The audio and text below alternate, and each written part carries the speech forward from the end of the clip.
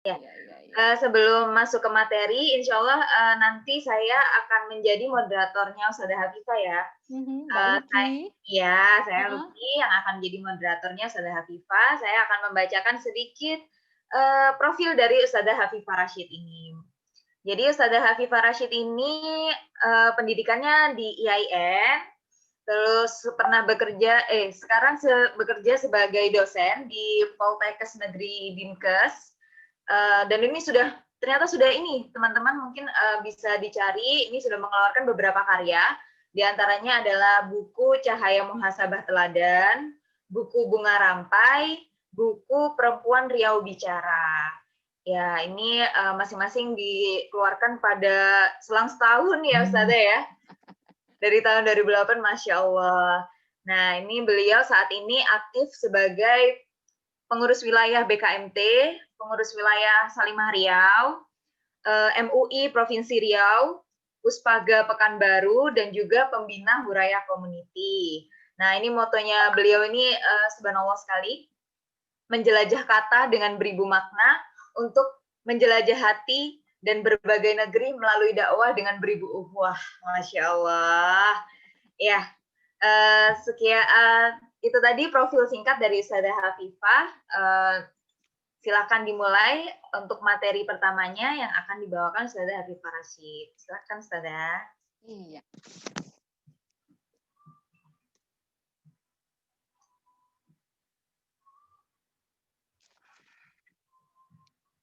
Belum di-share. A'udzubillahi minasyaitonirrajim.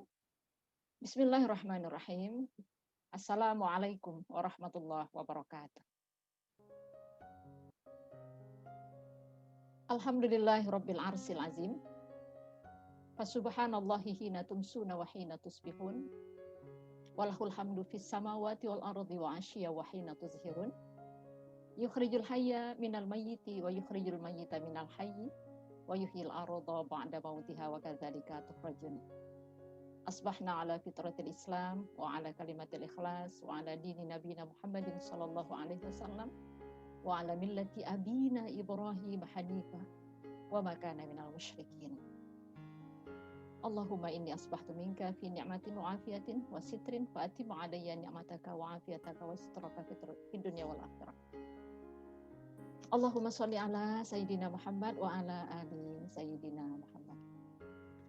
Teman-teman, para ummahat, para akhwat yang tergabung dalam komunitas Bengkel Diri, yang hari ini semuanya dikumpulkan oleh teman-teman Bengkel Diri yang ada di Surabaya.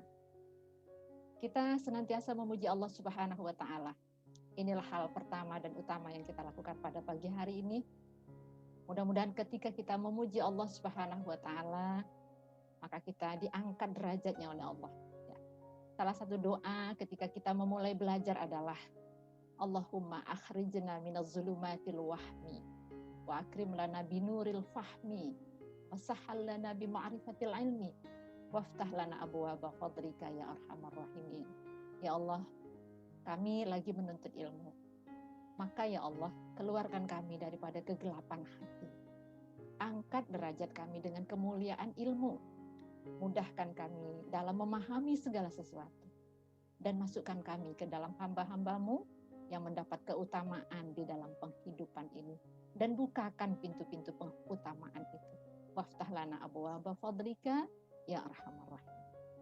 Baik teman-teman sekalian, setelah memuji Allah, kita ingin menyampaikan salam rindu, salam cinta, salam sayang kita buat junjungan alam Nabi besar Muhammad sallallahu alaihi wasallam. Allahumma sholli ala sayyidina Muhammad wa ala ali sayyidina Muhammad.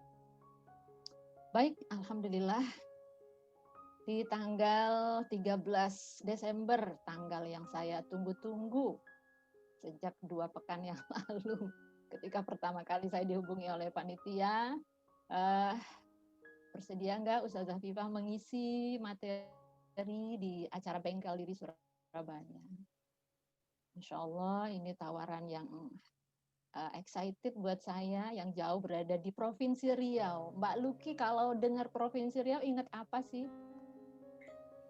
Apa ya Ustadzah? Di Riau Tahu ingatnya Sumatera.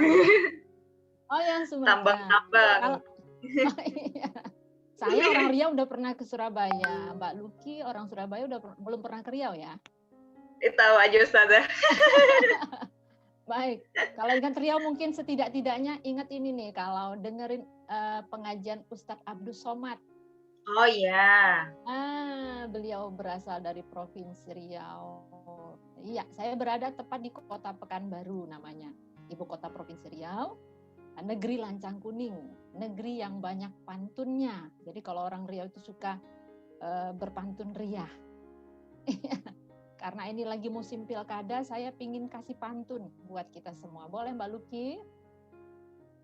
Silakan Ustazah. Iya. Elok bunga jalin berjalin, jalinan indah bagai di karang. Elok negeri karena pemimpin, pemimpin yang amanah ditaati orang. Iya, mudah-mudahan para bupati ataupun gubernur yang terpilih dalam pilkada yang diadakan pada beberapa hari yang lalu, mungkin diadakan serentak ya di berbagai kabupaten kota yang ada, ini menjadi orang-orang yang amanah, yang bisa memberikan kebahagiaan bagi warganya, kesejahteraan bagi rakyatnya, ya. Tentu saja ini membawa keberkahan bagi agama kita tentunya. Amin ya rabbal alamin. Baik teman-teman sekalian, kita akan masuki materi kita karena waktu bagi saya ini juga dibatasi ya, sekitar 40 menit, mungkin nanti dilengkapi dengan tanya jawab, dan saya harus berbagi juga dengan Ustazah Suci ya. Oke, di sesi pertama ini kita akan membahas tentang fitrah seksualitas anak dan tantangan era 5.0 atau era 5.0 ya, mungkin kita menyebutnya seperti itu. Baik, teman-teman sekalian, ada apa di fitrah seksualitas anak dan tantangan era ini? Tadi sudah diberi alas juga oleh teman kita yang membacakan Al-Quran di awal ayat. Ya. Sekarang saya ingin menambah alasnya lagi. Saya ingin memberikan landasan lagi buat kita untuk lebih mengokohkan betapa memang berbicara tentang fitrah ini adalah suatu keniscayaan buat kita. Nggak bisa ditawar-tawar, ini penting buat kita. Mari bersama kita simak ya. Kita coba baca bareng-bareng mungkin sebuah firman Allah Subhanahu wa taala yang terdapat dalam Al-Qur'an surah Ar-Rum ayat 30. Nah, ayat ini bagi ibu-ibu yang rajin ikut parenting sering banget dijejalkan di telinga kita. Sering banget diminta kita membacanya. Dan barangkali ini sudah menjadi ayat yang menjadi sangat familiar. Tapi nggak apa-apa kita ulang lagi, karena ketika kita membaca Al-Quran, huruf per hurufnya diganjar dengan 10 kebaikan. Baik, a'udzubillahi minasyaitonirrajim. Bismillahirrahmanirrahim. Fa'akim wajhaka lid-dini hanifa. Fitratallahu allati fataran nasa 'alaiha. La tabdila li khalqillah. Dzalika ad-dinul qayyim walakinna aktsaran nasi la ya'lamun. Walakinna aktsaran nasi la ya'lamun. Allah Subhanahu wa taala mengingatkan dalam taujih Rabbaninya. Apa kata Allah? Maka hadapkanlah wajahmu dengan lurus kepada agama Allah. Lalu tetaplah berada ya, pada fitrah ya, pada fitrah Allah itu. Kemudian dan Allah menjadikan manusia menurut fitrah itu. Tidak ada perubahan pada fitrah Allah. Itulah agama yang lurus. Tetapi walakinna aktsaron nasi la ya'lamun. Banyak manusia yang tidak mengetahui. Nah, baik teman-teman sekalian, ini adalah semacam stempel, semacam legalisasi dari Allah, bahwa memang setiap kita yang namanya manusia itu dititipi oleh Allah dengan berbagai macam fitur. Nah, jadi ibarat gawai, kita ini banyak fiturnya. Tinggal bagaimana mengoptimalkan fitur-fitur itu. Fitur itu namanya disebut fitrah. Dan itu melekat di diri kita. Sejak mulai kita tercipta sebagai manusia. Dulu berbentuk janin, dari janin menjadi anak menjadi perempuan, perempuan yang belum menikah jadi ibu, kemudian setelah menikah, bahkan nanti sampai kita meninggal. Fitrah itu melekat di diri kita. Dia seakan-akan menjadi rule kita. Ya, dan itu harus dioptimalkan. Kalau udah mulai melenceng dikit, kemana-mana dikit, udah diingetin lagi kepada fitrah itu. Apa saja fitrah Allah Subhanahu wa Ta'ala itu? Di antaranya adalah ya fitrah Allah yang melekat di diri kita, yang Allah titipkan, yang Allah anugerahkan di diri kita itu adalah yang pertama ada namanya fitrah iman. Iman. Sebelum kita menjadi manusia bahkan ada semacam baiat ya, semacam perjanjian kita dengan Allah. Nanti Allah tinggal tanya aja lagi, dulu pernah nggak saya mengikat perjanjian dengan kamu? Apakah kamu mendustakan perjanjian itu? Mungkin belum kita sadar waktu itu. Tapi yang jelas apa yang terjadi sebelum kita lahir ke dunia ini, itu sudah ada semacam rancangan dari Allah Subhanahu wa Ta'ala. Allah ciptakan kita dari Nabi Adam alaihissalam, ya, kemudian dari Siti Hawa, Adam, Siti Hawa, kemudian berkembang biak dan seterusnya. Fitrah iman itu sudah ada. Betapapun orang mengingkari tidak adanya Tuhan, mungkin ateis dia, mungkin agnostik dia, tapi fitrah iman ini tetap akan ada. Kita mempercayai sesuatu yang sifatnya supranatural, ya. Kemudian ada namanya fitrah bertahan hidup. Bertahan hidup. Bayi yang baru lahir dari rahim ibu, kemudian diletakkan di dada. Itu secara natural, secara sunnatullah, secara hukum alam, dia akan mencari-cari puting susu ibunya. Ya, kalau dibiarin aja tuh pasti dia akan sampai kepada puting susu ibunya. Beginilah seorang bayi ingin mempertahankan hidupnya. Jadi kalaupun ada situasi sulit di mana mungkin pasokan makanan tidak ada, kemudian mungkin situasinya seperti teman-teman kita di Suriah hari ini, di Palestina hari ini, kekurangan makanan, sumber makanan, tapi bertahan hidup ini tetap ada. Itu menjadi fitrah kita, ya. Dan Allah sebenarnya menebar semua rezeki di permukaan bumi ini, kemudian memberi kita potensi kekuatan dan lain sebagainya. Inilah potensi fitrah itu. Kemudian belajar hingga piawai, ya. Anak kecil yang belajar sepeda jatuh bangkit lagi sampai bisa, ya, kemudian melakukan banyak skill, kemampuan yang ada.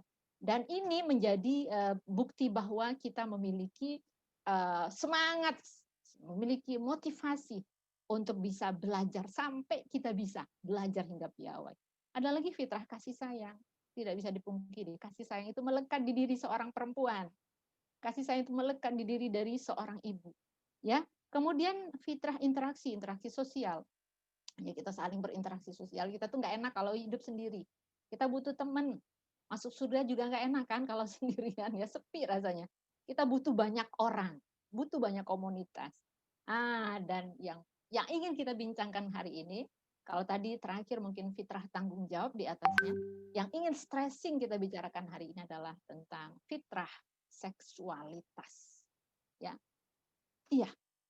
iya, teman-teman sekalian, di dalam Al-Quran surah An-Nisa, ya, Allah Subhanahu wa Ta'ala mengingatkan kepada kita, wahai manusia, bertakwalah kamu sekalian kepada Tuhanmu yang telah menjadikan kamu dari satu diri.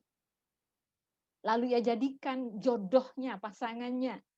Kemudian dia kembang biakkan menjadi laki-laki dan perempuan yang banyak sekali.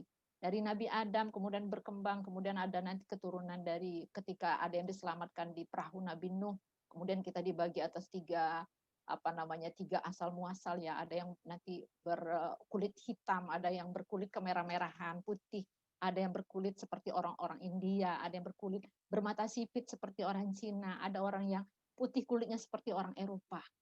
Ya, semuanya diperkembangbiakkan oleh Allah Subhanahu wa Ta'ala. Dari turab itu yang tadi penciptaan Nabi Adam itu kan dari turab, dari tanah liat yang dipilih oleh Allah dari permukaan bumi ini. Langsung dikeriat langsung dengan tangan Allah Subhanahu wa Ta'ala, yang kita tidak bisa menggambarkan seperti apa, tapi penciptaan kita ini bukan penciptaan yang main-main. Penciptaan kita ini penciptaan yang serius, sehingga setan dan jin yang sehingga malaikat dan jin yang pada waktu itu ada namanya iblis ya, merasa heran nih Allah Subhanahu wa taala biasanya menciptakan sesuatu dengan kalimat kun fayakun, tapi ketika menciptakan manusia itu langsung. Jadi seperti membuat sesuatu. Betapa kita dimuliakan oleh Allah Subhanahu wa taala.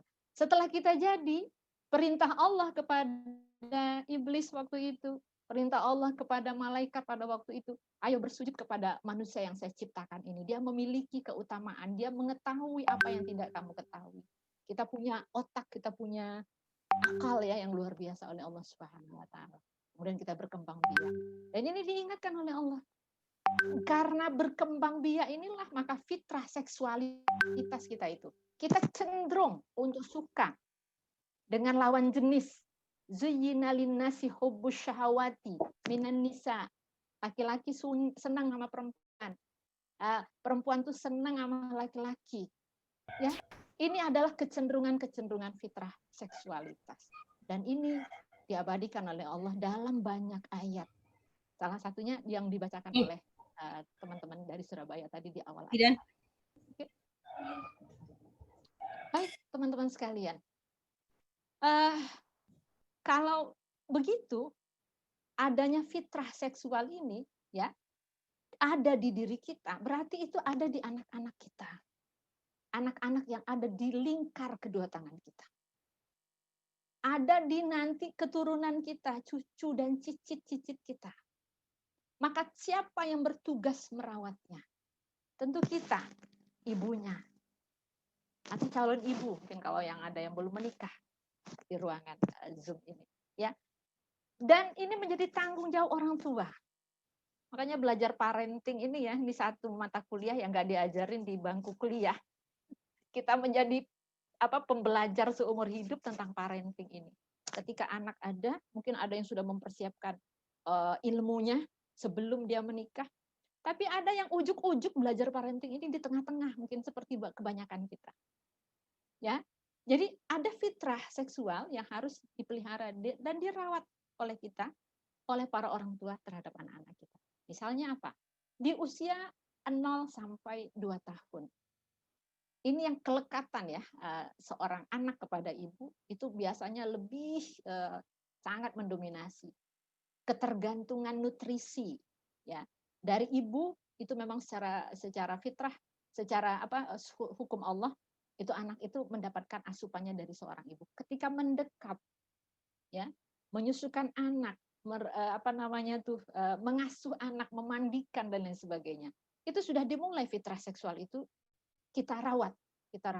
Makanya kalau ada seorang ibu yang lagi menyusukan anaknya atau meneteki anaknya di gendongannya, sang ibu diminta untuk mengelus ini. Apa itu? Ubun-ubun anak. Sambil dibacain salawat mungkin ya. Atau dibacain doa-doa al-masurah. Ubun-ubun anak ini kalau dalam bahasa Al-Quran disebut nasiyah. Nasiyatin kadhibatin khati'atin. Itu kan ada dalam Al-Quran ya. Inilah. Jadi ini salah satu merawat fitrah seksual juga ini. Jadi seorang ibu yang penyayang, seorang ibu yang memberikan seluruh jiwa raganya untuk kasih sayang kepada anaknya. Inilah sesuatu fitrah seksualitas. Kita bacain bismillahirrahmanirrahim la yadurru ma'asmihi syai'un fil ardi wala fis sama. Nanti anak berangkat sekolah, mungkin ada doa yang kita titipin, kita salam dia, mungkin dia cium pipi kita, dia cium punggung tangan kita dan sebagainya. Kita minta perlindungan Allah Subhanahu wa taala. Itu kelekatan ini. Jadi kalau ada anak-anak yang tidak mengalami fase didekap oleh ibu, tidak ada hormon oksitosin ya yang disebar oleh ibu, mungkin rasa seksualitas itu, fitrah seksualitas itu mungkin tidak optimal ada dalam diri kita. Kasih sayang di dalam diri kita juga mungkin ya. Kasih sayang itu kan salah satu komponen mawaddah. Jadi ada mawaddah warahmah, ada sakinah ya. Kecintaan ini yang dibangun oleh seorang ibu kepada anaknya. Kemudian usia 3 sampai 6 tahun. Jadi kalau usia 3 sampai dengan 6 tahun ini sangat dekat juga nih. Anak-anak udah mulai mandiri. Tapi kita sebagai ibu tuh seperti ada lemnya. Anak-anak tuh masih nempel dengan kita. Kalau kita ke dapur, anak nguntit, ada ibu-ibunya ke kamar mandi, bahkan mau buang air kecil pun, anak-anak mungkin ada yang nunggu di depan kamar mandi, bahkan ada anak-anak yang juga masuk ke kamar mandi, ngelihat aktivitas kita di dalam kamar mandi. Kita lagi mau ganti spray, tempat tidur, anak-anak juga ikut, pokoknya kemana ibu, masih sangat dominan, anak-anak itu ngelihat kita. Jadi makanya kalau kita berada di kamar, mungkin lagi lepas, maaf ya, lagi lepas pakaian dan sebagainya, dia lihat ini fisik ibunya. Mungkin dia akan bertanya, "Ibu ini kok begini, ini apa namanya?" Mungkin dia tanya satu-satu detail tubuh ibunya. Mungkin ini yang dalam bahasa sex education itu disebut dengan anatomi tubuh. Kita udah mulai ngajarin, ini sayang namanya ini mama, mama kok beda ya dengan ayah. Mungkin seperti itu, akan banyak pertanyaan yang muncul di diri anak terhadap fisik kita dan itu juga merupakan fitrah seksual mereka. Kemudian usia 7 sampai 10 tahun, ya. Kita kalau dia laki-laki anaknya mungkin sudah mulai mengidentifikasi kalau laki-laki itu dengan ayah.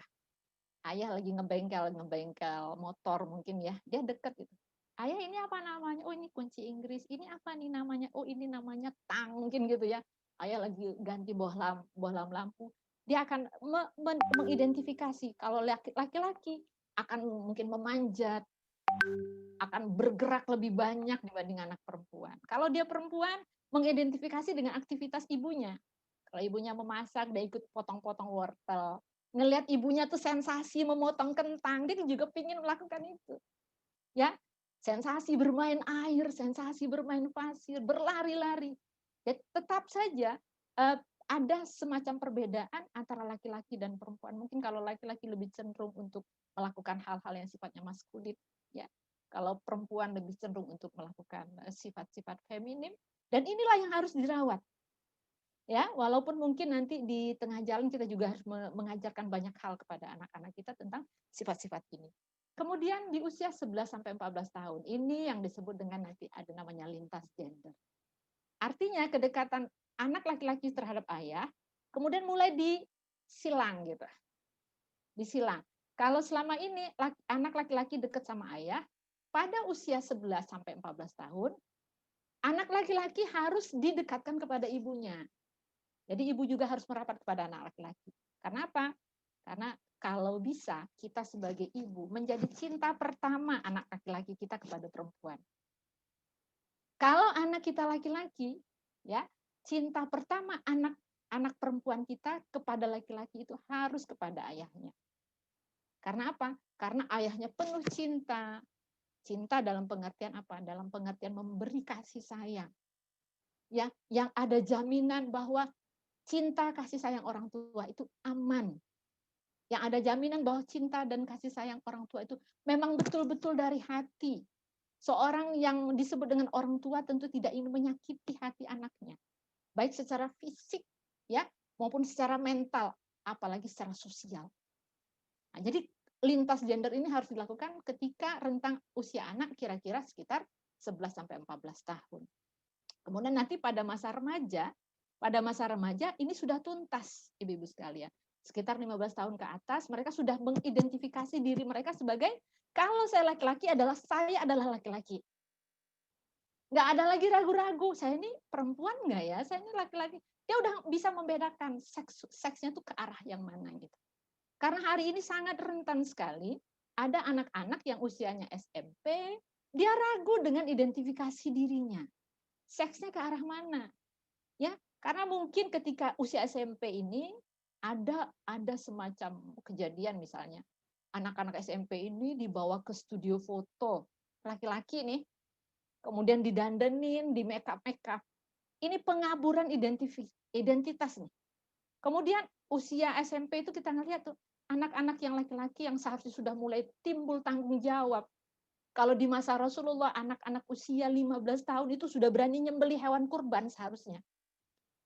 Ya, tapi hari ini betapa banyak anak-anak mahasiswa yang masih menganggap dirinya tuh nggak perlu ada tanggung jawab seperti itu. Jangankan menyembelih hewan kurban ya.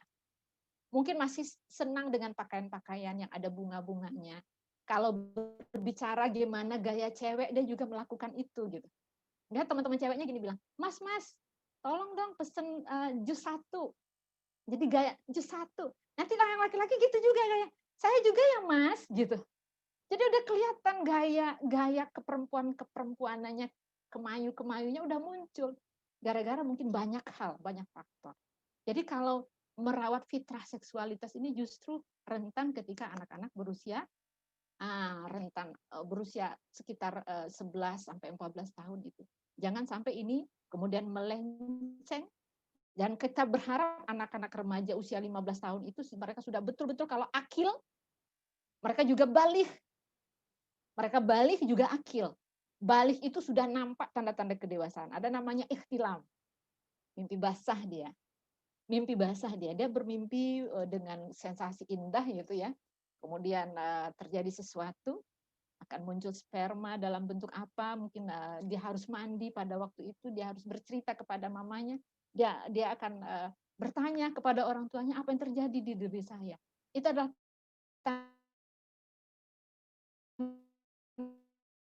tanda-tanda kedewasaan.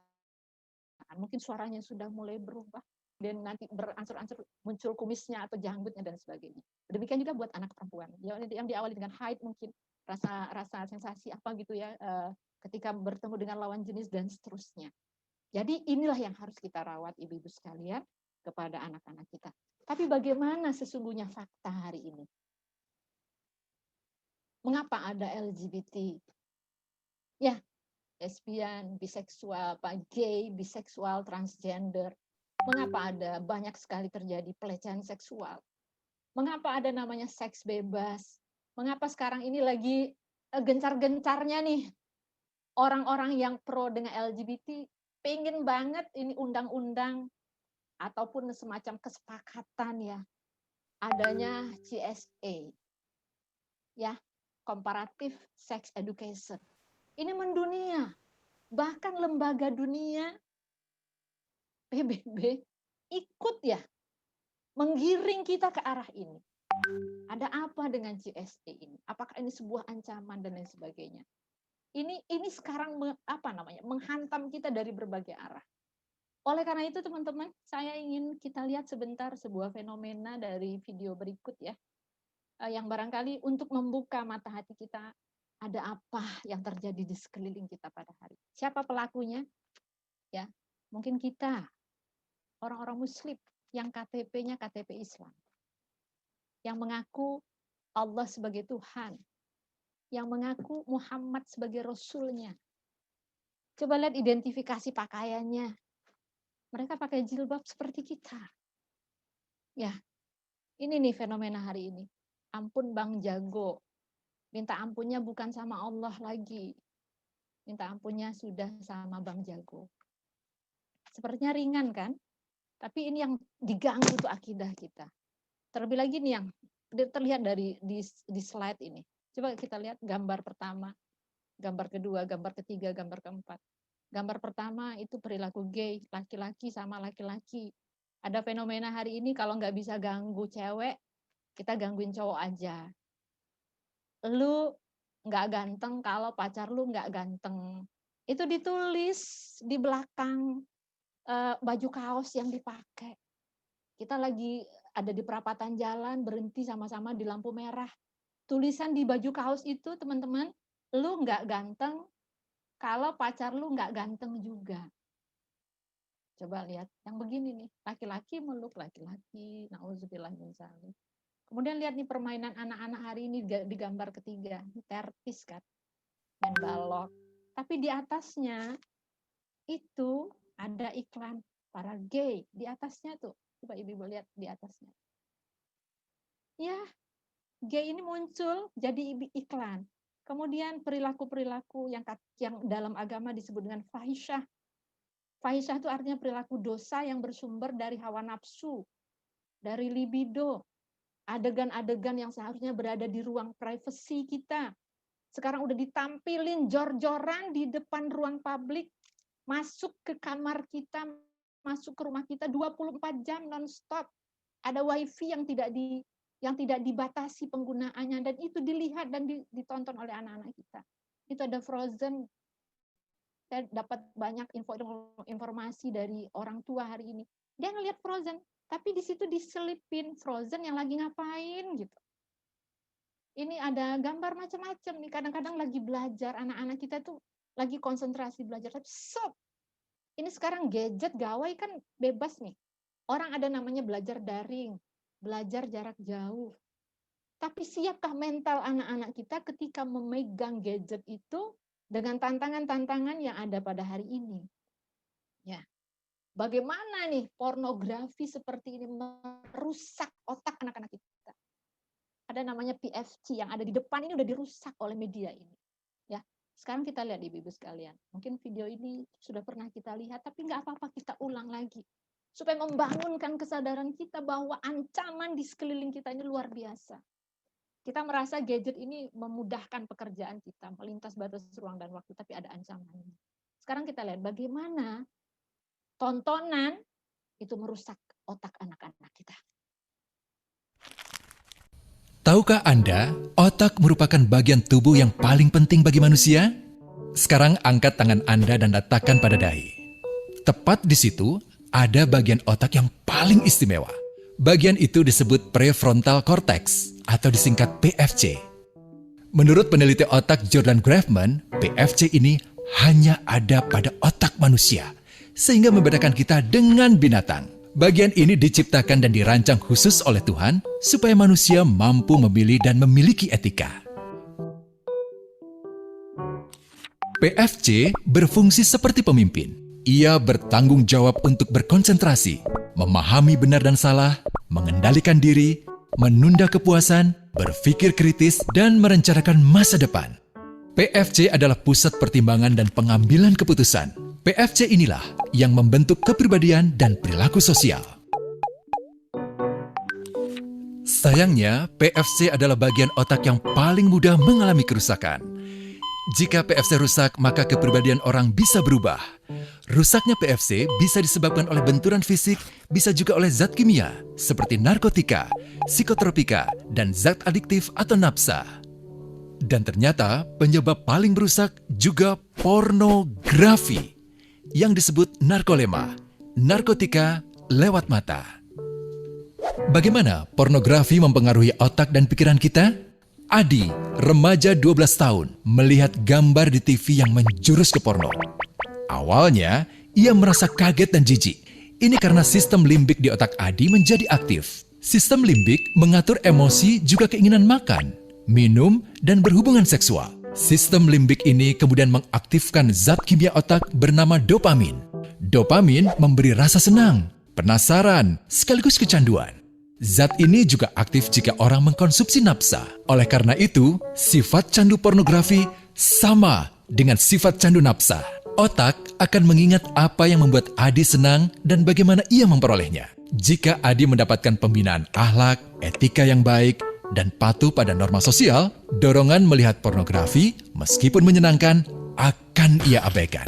Namun karena hal itu tidak ada pada diri Adi, ketika ia sedang merasa bosan dan ingin mencari kesenangan, otak akan mendorongnya agar melihat pornografi lagi.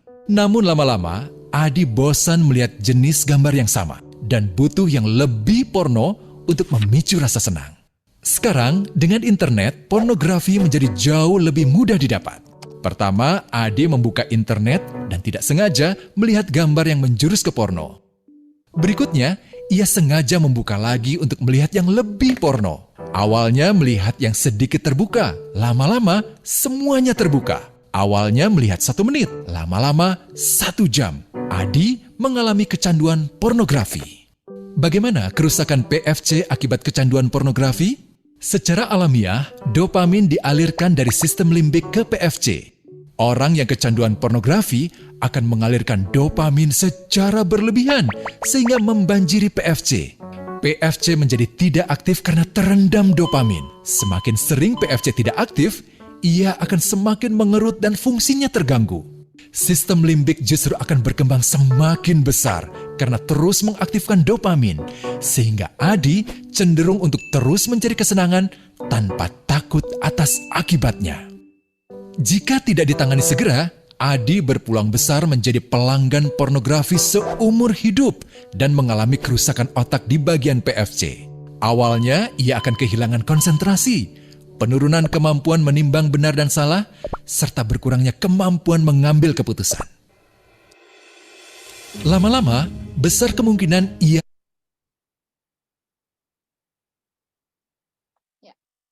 Baik, teman-teman sekalian, betapa potensinya media ini ya merusak otak anak-anak kita. Otak ini kan ada 3 ya, otak mamalia, otak reptil, ada otak cerebral cortex, otak cerdas kita itu. Yang tadi disebut dengan PFC, yang ada di depan ini. Makanya kalau udah ada orang berzina, teman-teman ya, kalau ada orang berzina, itu kan udah masuk wilayah fahisyah. Walaupun hanya sekali saja, ini akan dicabut rasa malunya, akan dicabut tanda-tanda kesolehan dari wajahnya. Bukan hanya dari wajahnya saja, tapi dari orang tuanya. Jadi kalau udah masuk ke wilayah zina ini kan salah satu dosa besar. Jadi ancaman anak-anak kita tuh seperti ini hari ini. Ya, seperti yang kita lihat tadi tayangan-tayangan seperti tadi itu. Itu mulai dari perilaku fun, ya. Kemudian industri food, ya, fashion. Kalau kita kemarin dijejelin nih sama para mentoring agama kita waktu mahasiswa ya teman-teman ya, ada namanya Ghazul Fikr. Ya, ini anak-anak kita nih yang nggak sempet dia bersujud kepada Allah. Kalaupun bersujud, sujudnya tuh seperti mematuk-matuk ayam. Karena apa? Karena dorongan hawa nafsu itu sudah mulai mendominasi. Sholat pun mereka, tapi sholat itu mereka tidak maknai. Jadi tidak ada istilahnya tuh qasdu syai'in muqtarinan bi fi'lihi, itu tidak ada lagi. Mereka tuh sholat dengan sholat keadaan sadar, gitu nggak sadar. Ya, makanya sholatnya seperti ibadah ritual saja, melepaskan kewajiban saya. Udah sholat sayang, udah mah. Tapi tidak ada pemaknaan dalam sholat mereka. Tidak sadar, tiba-tiba udah assalamualaikum ke kiri ke kanan aja itu. Nah, jadi penting bagi kita teman-teman ya, otak yang sudah rusak tadi makanya dibawa berlama-lama bersujud. Otak anak-anak kita tuh harus direparasi lagi, harus dibengkel lagi tuh. Jadi udah mulai rusak otak-otak anak kita hari ini. Barangkali tanpa kita sadari, kata kita mereka belajar, tapi sesungguhnya mereka melakukan hal-hal yang lain. Sekarang saya ingin bertanya sama ibu-ibu, para ummahat, para akhwat yang hadir di ruang Zoom ini. Penting nggak kita belajar tentang sex education ini? Coba letakkan tangan Anda di keyboard. Saya ingin melihat interaksi ibu-ibu sekalian sambil saya ingin memantau ini. Memang penting nggak sih kita belajar sex education ini gitu? Coba ibu-ibu saya ingin lihat apa aja. Saya mau survei kecil-kecilan nih. Seberapa urgentnya kita belajar tentang sex education ini. Coba, ayo lewat chatting aja silahkan Anda klik ya, atau Anda katakan kalau memang penting katakan yes. Kalau nggak begitu penting katakan no aja, sedikit aja, atau silahkan iya penting yes, oke, yes. Ya, Nur Fajriana Tamimi yes, ya penting. Bidi Sukowati penting. Iya, from Aisyah Rusdi, kemudian Luki penting. Yes, yesnya panjang banget, yes gitu ya. Penting banget, iya. Dari Rizky Juwitasari, kemudian dari ya paling penting, ya yes. Tarbiyah Jinsiah penting banget Ustazah. Oke. Masya Allah, Santi. Oke, ibu-ibu sekalian, sepertinya memang kita sepakat ya, belajar tentang sex education. Bahasa universalnya kan sex education. Ya, nanti kita akan preteli dari sisi agama, sebenarnya sex education itu seperti apa. Ya, dalam bahasa agama dikenal dengan istilah apa? Apa perbedaan sex education dengan istilah yang mau kita bahas pada kesempatan pagi hari ini. Nah, baik teman-teman sekalian, kita akan lihat ya lebih dalam tentang sex education dengan istilah tarbiyah jinsiyah. Ini barangkali sebuah materi yang pernah kita bahas, yang mungkin kita sendiri udah paham banget gitu ya. Kalaupun kita ulang-ulang, ini untuk merefresh. Kalaupun kita ulang-ulang, ini untuk ngingetin kita bahwa tanggung jawab ini bukan tanggung jawab kita ke anak kita saja, tapi ada tanggung jawab sosial kita. Ada anak teman-teman kita yang juga harus diingatkan. Masih banyak teman-teman kita yang menganggap nonton Frozen itu aman-aman aja. nonton film Barbie itu aman-aman aja. Dia nggak tahu itu di situ ada ancaman. Dia nggak tahu ketika misalnya main TikTok yang begitu viral hari ini, aplikasi TikTok itu tuh sesuatu yang biasa-biasa aja. Nah, kita sebagai manusia nih ya, kita kan dikasih tanggung jawab untuk berdakwah. Kita ulang-ulang lagi tarbiyah jinsiyah ini. Supaya apa? Nih, ada pengokohan. Ada tugas nih yang diberikan Ustazah Hafifah buat ngingetin teman-teman kita, katakanlah begitu. Yang ditugasi oleh teman-teman bengkel diri Surabaya bahwa ayo kita ajak bareng-bareng, kita perbaiki lingkungan, kita islah. Makanya kita ulang-ulang lagi belajar fikih tentang tarbiyah jinsiyah. Teman-teman sekalian, apa itu tarbiyah jinsiyah? Ya, upaya mendidik nafsu, syahwat. Jadi syahwat ini hanya dikenal dalam agama loh Ibu. Term kalimat itu ada di agama Islam saja. Kalau orang bilang itu hasrat, ada yang bilang libido. Jadi kalau kita bicara libido, syahwat, hasrat, kalau dalam agama Islam mah banyak banget istilahnya. Banyak varian katanya, kita udah ngerti aja tuh arahnya tuh ke sana gitu. Bahkan mungkin vulgar. Harus dikasih tahu. Kalau nggak dikasih tahu sama Allah, mungkin kita tuh banyak nggak tahunya. Karena al-haqqu mir rabbihim kan, kebenaran itu dari Allah. Apa itu? Upaya mendidik nafsu syahwat agar sesuai dengan sistem nilai-nilai Islam. Sehingga ia menjadi sesuatu yang dirahmati oleh Allah. Ya, menjadi agar kita bisa menjadi merasakan apa itu mawaddah, apa itu sakinah, apa itu warahmah dalam sebuah rumah tangga, ya, yang mampu mendidik keturunannya untuk mentaati perintah Allah sehingga manusia terbebas dari perbuatan zina. Masya Allah. Jadi muatan fikih jinsiyah ini luar biasa, ya. Nah, kalau sex education, istilah yang banyak dipakai hari ini, itu kan secara universal ya. Ada orang yang beragama Hindu, beragama Kristen, beragama Buddha, itu bahasa universal kan sex education. Tapi apa yang membedakannya? Kita lihat, kalau sex education itu hanya mengajarkan tentang seksualitas yang sehat, meliputi seks secara anatomis, fisiologis, maupun psikologis saja.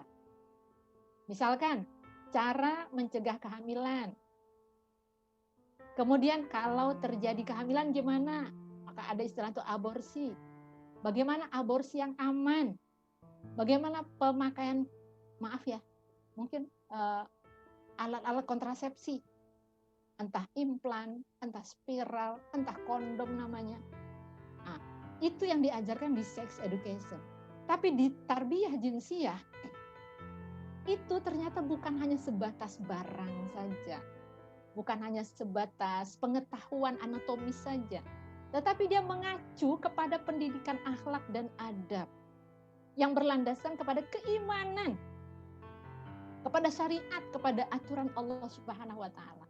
Dimulai dari pendidikan dalam keluarga sebelum anak kita mendapatkan informasi itu dari luar. Dari gurunya, dari teman-temannya. Ini adalah tanggung jawab kita, orang tua di rumah ngajarin itu. Mengajarkan seks tapi dalam frame bingkai adab, dalam frame bingkai akhlak. Nah, ini yang membedakan antara seks dan education. Sehingga anak kita memahami ya bahwa wawasan tentang syahwat itu adalah sesuatu yang dilandaskan kepada keimanan kepada Allah. Dilandasi oleh akhlak. Akhlak itu kan kholako, makhluk, ya. Kemudian kholik, ya kan, berasal dari Allah. Allah yang ciptain. Kita sebagai makhluk, kita dikasih rule-nya. Jangan sampai melenceng dari hal-hal tersebut, ya. Makanya belajar tentang fikih jinsiyah ini adalah merupakan sebuah keniscayaan buat kita, ya. Nanti kita lihat teman-teman beberapa ayat-ayat Al-Qur'an yang terkait dengan fikih jinsiyah. Nah, ini dia. Tentang jinsiyah ini meliputi banyak hal. Kalau tadi kita membaca Al-Qur'an surah An-Nisa ayat 1, ya, tentang penciptaan manusia dari Adam, kemudian berkembang biak, ya. Kemudian Di dalam Al-Quran surat Al-Hajj ayat yang ke-5, ya, di sini diterangkan tentang proses penciptaan manusia. Mulai dari nutfah, ya kalau tadi namanya turab ya, dari tanah gitu. Kalau dari nutfah itu pancaran air mani, ya. Kemudian ketika bertemu dengan indung telur di ovum dan lain sebagainya. Kemudian menjadi mudghah, dari mudghah menjadi alaqah, kemudian menjadi makhluk yang sempurna, ya. Min turabin summa nutfatin summa min alaqatin summa min mudghatin mukhallaqatin wa ghairi mukhallaqatin, ya. Linubayyina lakum wa nufirru fil arhami ma nasha'u ila ajalin musamma. Summa nukhrijukum tiflan summa litabluhukum asyuddakum wa minkum may yutawaffa wa minkum may yuraddu ila ardalil umur. Jadi dari nutfah kemudian jadi berbentuk segumpal daging, kemudian dari segumpal daging menjadi manusia yang sempurna. Kemudian ada yang namanya tiflun. Tiflun itu istilah agama untuk menyebutkan tentang apa namanya, anak-anak. Kemudian ada manusia itu dipanjangkan umurnya sampai nanti mungkin dia harus mengalami masa-masa kembali kepada masa anak-anak. Apa itu? Mungkin masa-masa pikun. Tapi inilah proses kejadian manusia. Ya, ini ternyata bercerita tentang pendidikan seks dalam Al-Quran itu ada. Diceritakan, bahkan ada seorang ilmuwan ya namanya Kate Elmore masuk Islam gara-gara dia mendapati ayat-ayat seperti ini. Dulu belum ada mikroskop bagaimana bisa meneropong apa yang ada dalam rahim seorang ibu. Allah sudah bercerita tentang 3 selubung kegelapan. Bagaimana anak yang janin itu berada di plasenta, ada asupan nutrisi yang melekat ya, yang nempel di rahim seorang ibu sehingga menjadi anak, kemudian dilahirkan dalam rentang waktu 9 bulan, 10 hari dan sebagainya. Ini adalah cerita tentang fikih jinsiyah dalam Al-Quran. Apalagi? Ya, kita lihat dalam Al-Quran surah ya tentang haid, ya, tentang haid ini ayatnya. Mereka bertanya kepadamu tentang haid, katakanlah haid itu adalah penyakit al-mahid, ya. Apabila sebuah kotoran ya, sebuah kotoran itu makanya kalau orang dalam keadaan haid kan tidak boleh melakukan hubungan seksual atau katakanlah melakukan hubungan intim.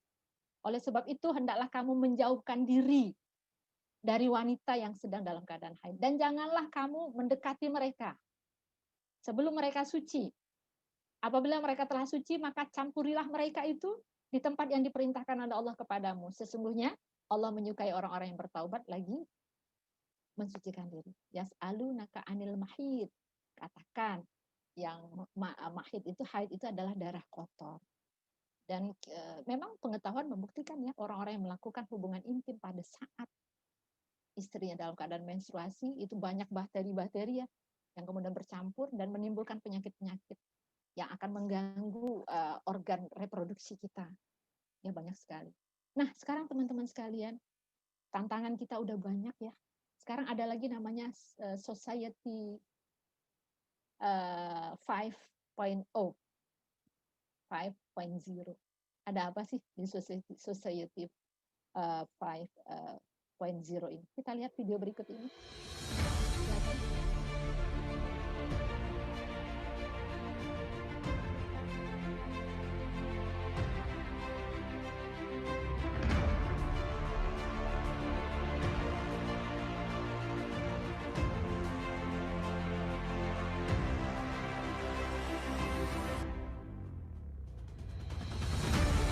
Teman-teman sekalian, di era transformasi 1.0 ini masyarakat dominasi oleh pertanian, kemudian transportasi yang sangat kebetulan kemudian berkembang lagi pada hari ini sudah memasuki dunia sudah memasuki 4.0 ya. Ada industri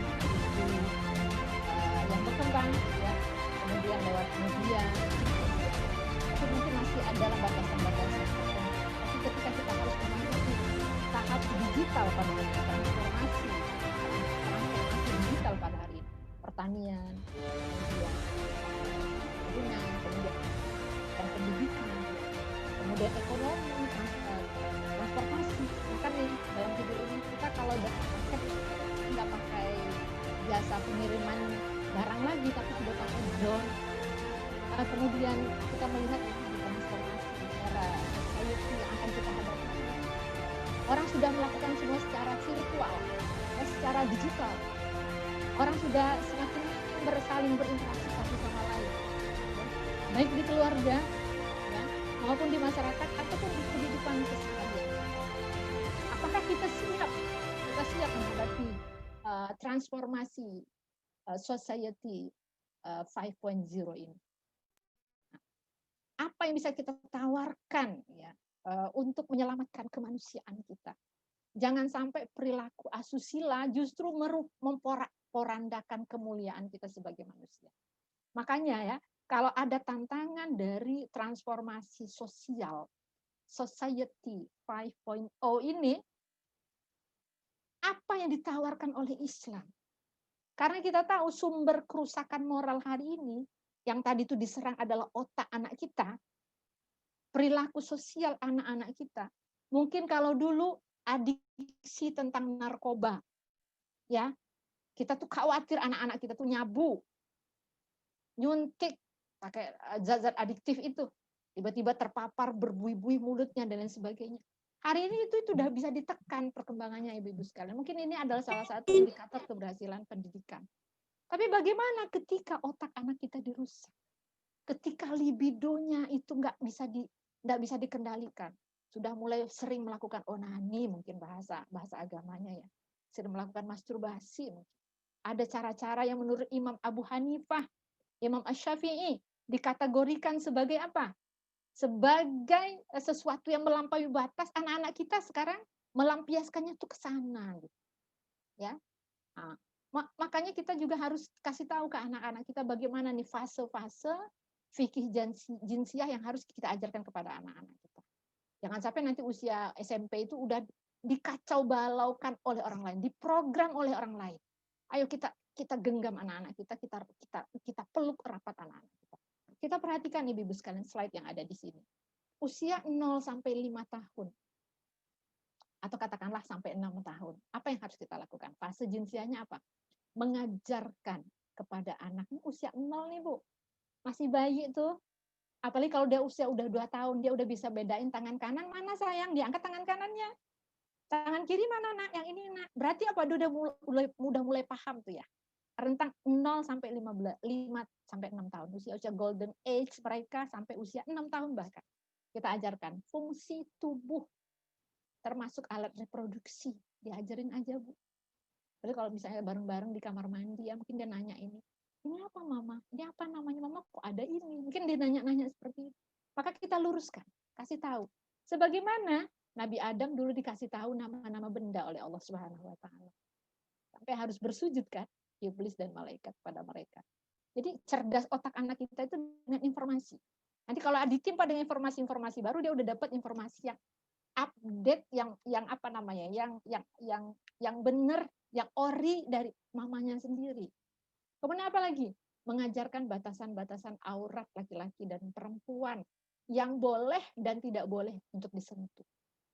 Mama kalau kita ada di rumah, mungkin anak-anaknya udah dikasih tahu, mandi pakai anduk ya nak, keluar mandi ya sayang ya, jangan lari-lari. Ini kan sekarang banyak rumah RSS.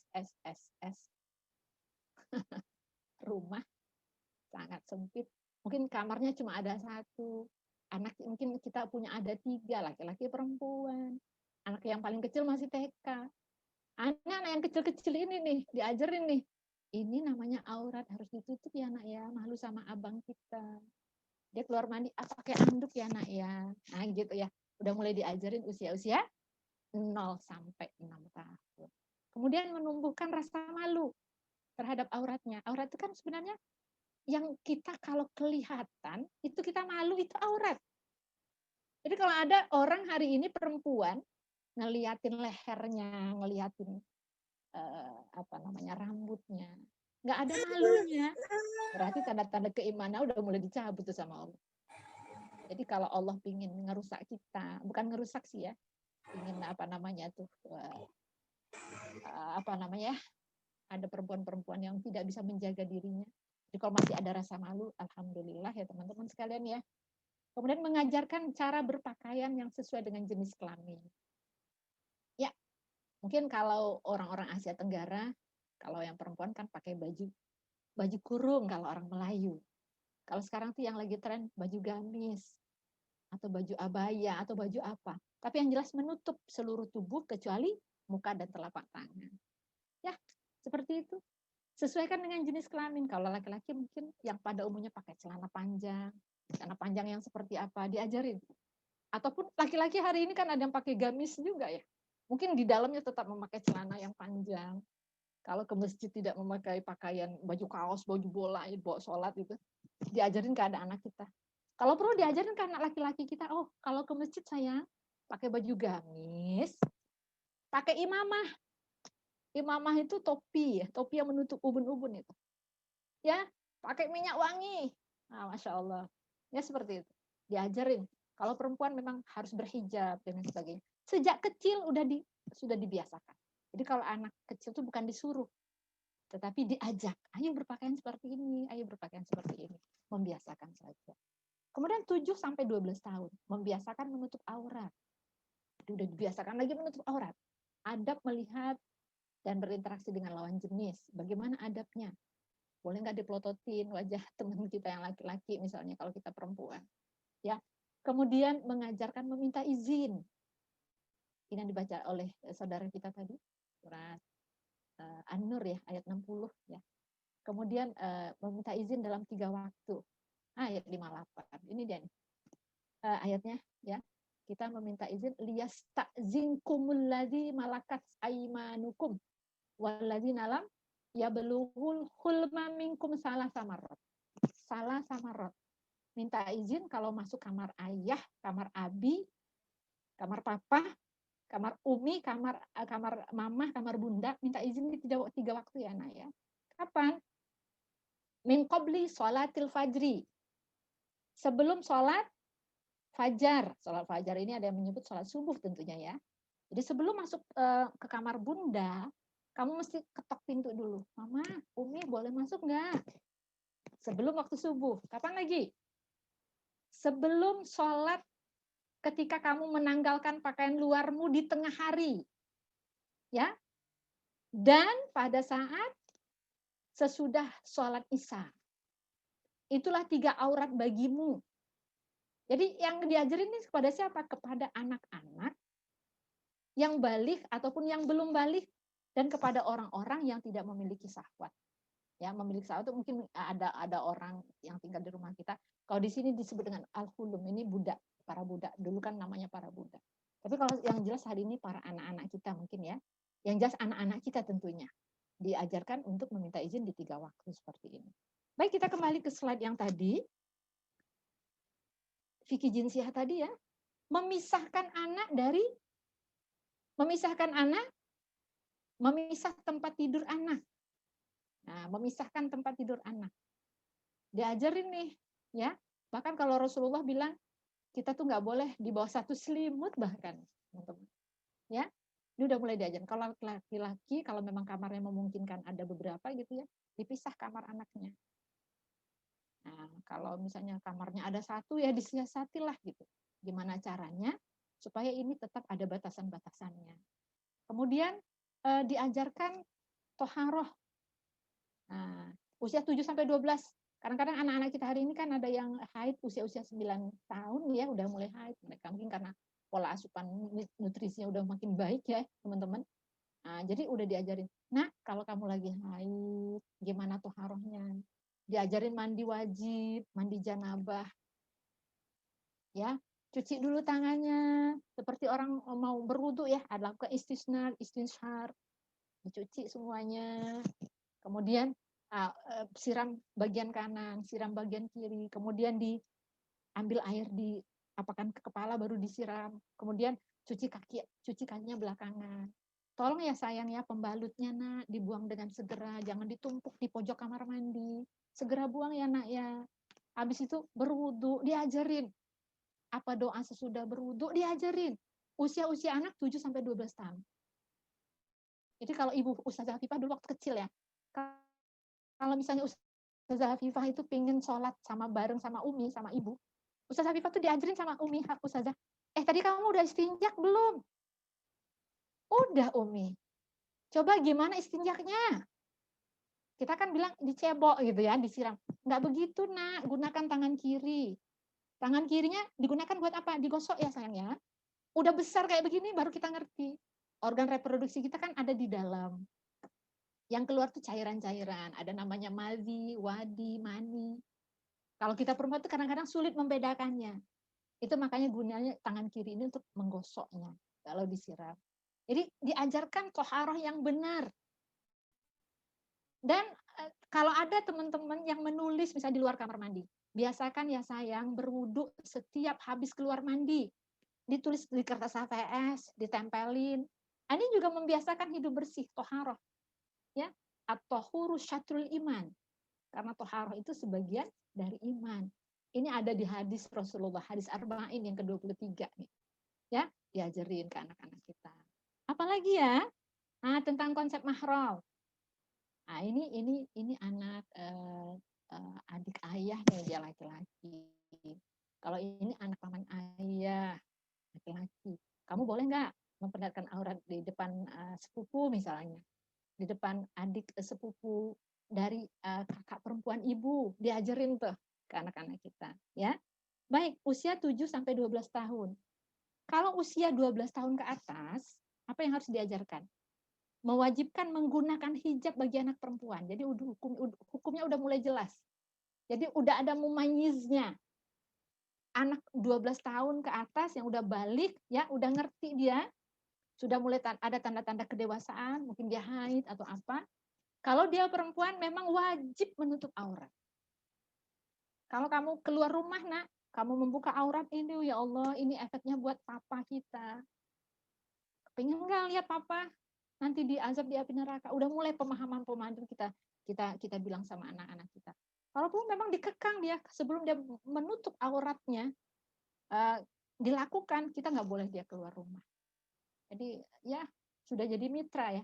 Kalau bagus nih, kalau waktu kecil dia jadi raja, usia 7 tahun dia menjadi menjadi prajurit. Kalau usia 12 tahun ke atas sudah mulai dewasa, sudah menjadi mitra kita. Mungkin yang seperti ini mudah kita lakukan. Ya, nah, kemudian melarang tabaruj. Tabaruj boleh mungkin ya, tapi tetap ada batasan-batasannya. Ya, nah, kalau tabaruj yang berlebih-lebihan seperti orang jahiliyah, nah ini mungkin nanti kita bahas secara ini ya. Kemudian melarang ikhtilat. Ikhtilat itu bercampur dalam suatu ruangan, laki-laki perempuan, ya. Kemudian terjadi interaksi-interaksi yang dikhawatirkan akan menimbulkan hal-hal yang mengarah kepada perbuatan-perbuatan fahisyah, ini harus kita ingatkan.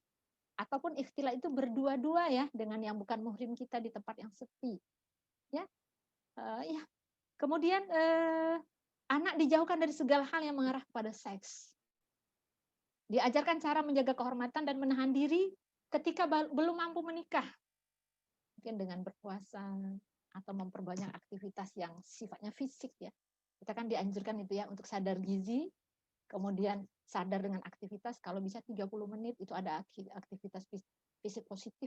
Jangan sampai anak ngurung diri aja di kamar tuh kayak orang Jepang ya. Banyak yang suka lihat virtual tapi akhirnya lupa menikah, lupa menyapa tetangga, lupa nggak tahu saudara. Nah, ini jangan sampai itu terjadi di anak-anak keluarga muslim. Ya. Kemudian melarang masturbasi. Jadi masturbasi ini sebenarnya sesuatu yang kalau menurut Imam Asy-Syafi'i itu ada dikategorikan sebagai perilaku melampaui batas. Ya, mungkin harus ada aktivitas lain yang jangan sampai anak-anak kita ini digiring ke arah itu gitu. Itu biasanya kan kalau waktunya lengang, ya jauh dari pengawasan orang tua, ini aktivitas seperti ini akan terjadi. Baik teman-teman sekalian, Mbak Luki, sudah berapa lama saya berbicara ini? Mungkin kalau nggak diingatkan banyak hal yang ini, tapi masih ada waktu buat saya. Masih ada Ustazah. Sekarang kita akan masuk ke sesi tanya jawab ya Ustazah ya. Oh iya. Jadi tadi setelah kita dari materinya Ustazah itu, Masya Allah ya Ustazah. Jadi emang anak-anak sekarang itu kalau misalnya yang kami lihat itu lebih percaya sama sosmed Iya, iya. daripada apa kata orang tuanya ya. Jadi kenapa Ustazah? Ya benar, lebih percaya sama sosmed karena mungkin orang tuanya abai itu untuk ngerangkul anak di awal. Iya betul. Apalagi yang udah pandemi gini, anak-anak sekolahnya daring, jadinya dipegangin HP satu-satu malahan. Benar. Jadi kita nggak tahu apa yang dibuka, apa yang dia klik dengan jempolnya dia gitu. Iya benar. Ya ini ada beberapa pertanyaan Ustazah yang sudah masuk. Saya akan membacakan ya Ustazah. Mana ya tadi? Oh ya, Mbak Susinya udah masuk? Kita nggak panel dulu? Bunda masih ada rapat nanti insya Allah jam berapa tadi ya, 9:30 atau 9:45 gitu akan masuk ke Zoom. Baik. Iya, ini mana ya? Oh ini Ustazah yang pertama dari Mbak Siti. Assalamualaikum Ustazah, bagaimana cara menumbuhkan kebanggaan anak sebagai wanita bagi anak perempuan? Karena di rumah sepupunya semua laki-laki Ustazah, jadi suka berpakaian dan mainan laki-laki. Silakan Ustazah, langsung dijawab dulu aja. Baik, jadi memang lingkungan ini kadang-kadang mempengaruhi karakter anak ya, mempengaruhi tumbuh kembang anak kita. Ya, banyak fakta, banyak kejadian ya di kehidupan kita ya, ada hal-hal seperti ini. Yang jelas laki-laki dan perempuan itu berbeda. Jadi jangan terstigma juga ya dengan adanya opini bahwa laki-laki perempuan itu sama gitu. Enggak, beda. Allah aja membedakan antara laki-laki dan perempuan. Ya, makanya ketika Nabi Adam ya kaget ada Siti Hawa gitu di sampingnya ya, dia nanya, kamu ini siapa gitu. Ya, kamu kok ada di sini? Apa jawaban Siti Hawa?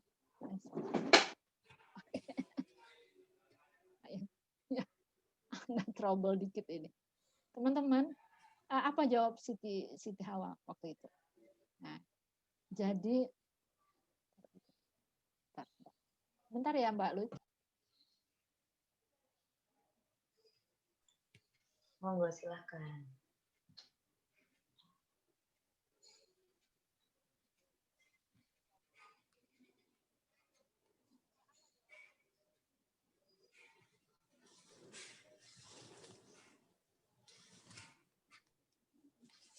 Saya kedengaran Pak Luki? Ya, kedengaran. Apa jawaban dari Siti Hawa? Nenek kita nih. Nenek kita kan, nenek moyang kita nih. Asal muasal kita pertama kali. Beliau bilang, saya dihadirkan oleh Allah untuk menenangkan kamu. Ini kan romantis banget nih jawaban dari Siti Hawa. Bahwa kita memang dihadirkan oleh Allah, para perempuan ini adalah untuk sebagai mitra, ya, sebagai teman bagi sosok laki-laki, ya, kalaupun belum menikah, ya, laki-laki yang ada di lingkungan kita tentunya. Teman-teman sekalian, kalau situasinya seperti itu, ya, kita saatnya mengajarkan ada yang namanya rukun iman. Rukun iman itu kan percaya kepada Allah, percaya kepada Rasulullah, percaya kepada malaikat, ya kan? Ada rukun iman yang terakhir itu percaya kepada hari akhir, ya, percaya kepada takdir baik dan takdir buruk.